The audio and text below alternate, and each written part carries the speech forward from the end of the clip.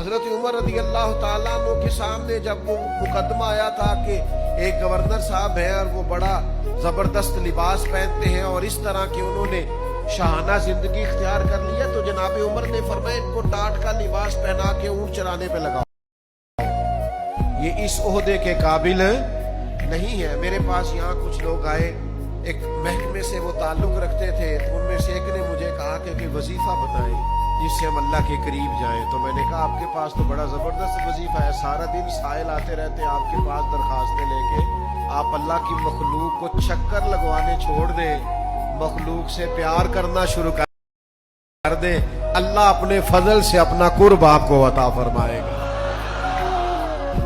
آپ چکر لگواتے ہیں، کل آنا، پرسوں آنا، ٹھہر کے آنا، ناشتہ چل رہا ہے، کھانا چل رہا ہے، چائے چل رہی ہے۔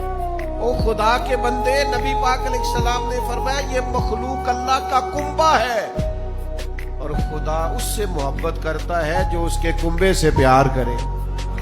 آپ اللہ کے بندوں کے لیے آسانیاں کریں، یہ سب سے بڑا وظیفہ ہے۔ آپ سیٹ پہ بیٹھے ہیں تو آپ یہ ذہن بنائیں کہ میں نے لوگوں کے لیے آسانیاں کرنی۔